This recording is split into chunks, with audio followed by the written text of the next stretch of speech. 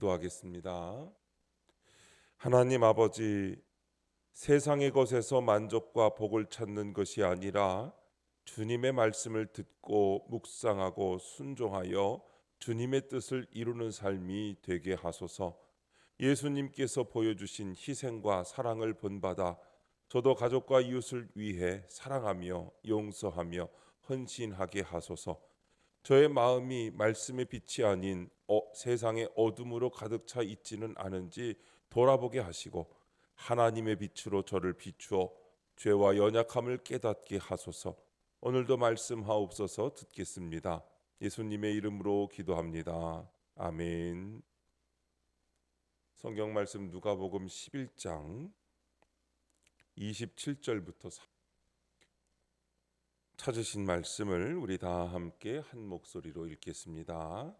이 말씀을 하실 때에 무리 중에서 한 여자가 음성을 높여 이르되 당신을 뵌 태와 당신을 먹인 젖이 복이 있나이다 하니 예수께서 이르시되 오히려 하나님의 말씀을 듣고 지키는 자가 복이 있느니라 하시니라. 무리가 모였을 때에 예수께서 말씀하시되 이 세대는 악한 세대라. 표적을 구하되 요나의 표적밖에는 보일 표적이 없나니 요나가 니느웨 사람들에게 표적이 됨과 같이 인자도 이 세대에 그러하리라. 심판 때에 남방 여왕이 일어나 이 세대 사람들을 정죄하리니 이는 그가 솔로몬의 지혜로운 말을 들으려고 땅 끝에서 왔음이거니와 솔로몬보다 더 큰 이가 여기 있으며 심판 때에 니느웨 사람들이 일어나 이 세대 사람을 정죄하리니 이는 그들이 요나의 전도를 듣고 회개하였음이거니와 요나보다 더 큰 이가 여기 있느니라. 누구든지 등불을 켜서 속에나 말 아래에 두지 아니하고 등경 위에 두나니 이는 들어가는 자로 그 빛을 보게 하려 함이라. 내 몸의 등불은 눈이라. 내 눈이 성하면 온 몸이 밝을 것이요 만일 나쁘면 내 몸도 어두우리라. 그러므로 내 속에 있는 빛이 어둡지 아니한가 보라.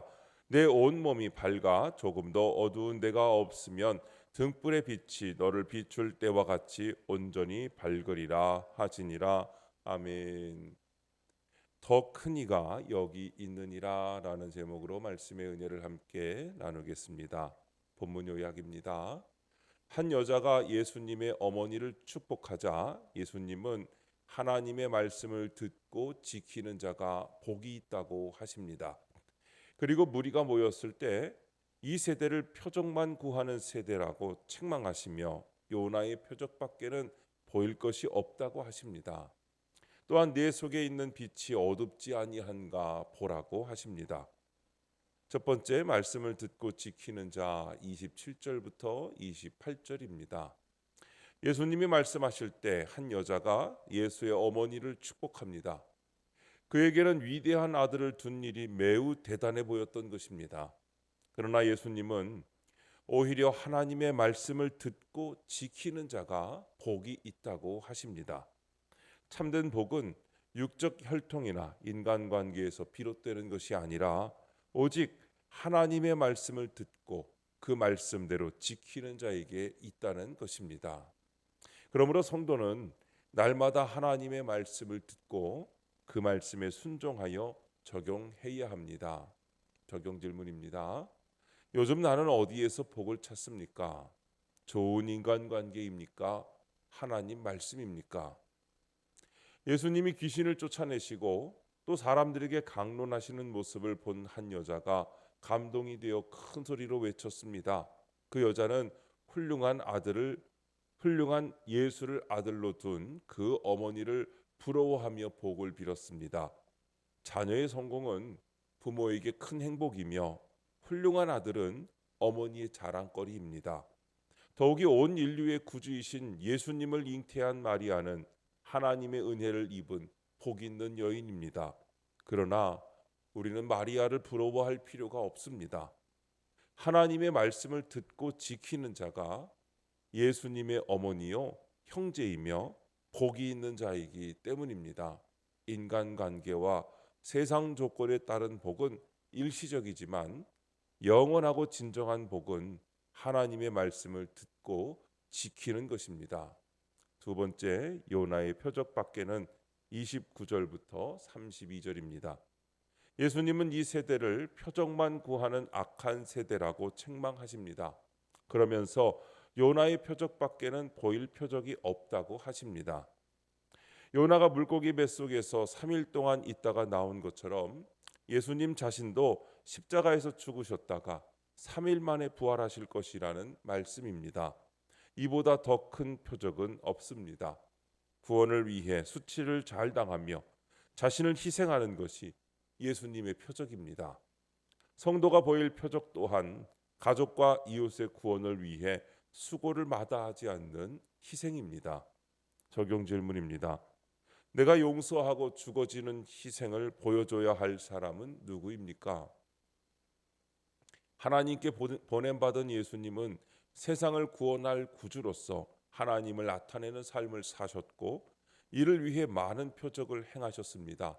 성경은 바로 이 예수님이 우리의 구원자이시며 하나님임을 믿게 하고 또 예수의 이름을 힘입어 생명을 얻게 하려는 목적으로 기록되었습니다. 이제 예수님은 우리를 가족과 이웃에게로 보내셔서 그들에게 예수님이 구주 되심을 나타내고 그들을 생명으로 인도하라고 하십니다. 하나님이 우리에게 허락하신 모든 일과 사건은 우리를 그들에게 보내신 예수님의 뜻을 나타내는 표적입니다. 즉 예수님이 하나님의 아들이심을 나타내고 모든 사람에게 구원을 설명함으로 그들을 생명으로 인도하는 표적이 되어야 한다는 것입니다. 예수님이 말씀하시는 요나의 표적은 죄인인 우리를 위해 죽으셨다가 3일 만에 부활하실 예수님의 구속사적인 사건입니다. 악하고 음란한 세상의 가치관을 따라 건강, 돈, 성공, 미모 등 기복의 표적만을 구하는 우리 가족과 이웃에게 보여줄 것은 예수님만을 길로 놓고 십자가를 지고 인내하며 섬기는 삶입니다.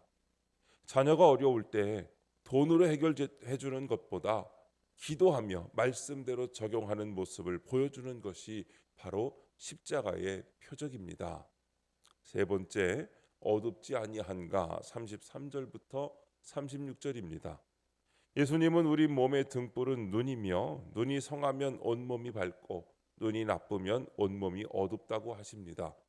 따라서 내 속에 있는 빛이 어둡지 아니한가 보라고 하십니다. 이처럼 우리는 마음의 빛을 점검해야 합니다. 먼저 말씀으로 나 자신을 비춰야 합니다. 말씀으로 하나님의 빛을 내게 비춰 죄와 어둠, 부족함을 드러내야 합니다. 가려진 완악함을 하나님 앞에 고백하면 내 마음이 밝아집니다. 그리고 그때 내 가족과 자체를 빛 가운데로 인도할 수 있습니다. 적용 질문입니다. 내 마음을 어둡게 하는 죄를 매일 말씀으로 비추어 봅니까? 그리고 그 죄를 숨깁니까? 하나님 앞에 고백합니까? 예수님이 행하신 많은 표적을 보면서도 깨닫지 못하고 무리 중 일부는 여전히 하늘의 표적만 구합니다. 문제는 예수님이 메시아이심을 분별하지 못하는 그들의 나쁜 눈입니다. 이처럼 나쁜 눈은 빛이신 예수님을 보고도 여전히 어두움에 거하게 합니다. 등경 위에 있는 등불처럼 예수님은 모든 사람이 볼 수 있게 당신을 드러내어 표적을 행하셨으나 악하고 음란한 이 세대가 깨닫지 못하는 것입니다. 반면 성한 눈이 빛을 받아서 온몸을 밝게 하듯이 매일 말씀으로 비추어서 회개하여 예수님을 영접한 자는 예수님의 빛을 받아 세상을 비추는 빛이 됩니다. 그런 사람은 속에나 말 아래에 숨어 있는 자가 아니라 사람들에게 빛의 근원이신 예수님을 드러내는 삶을 살아가는 것입니다.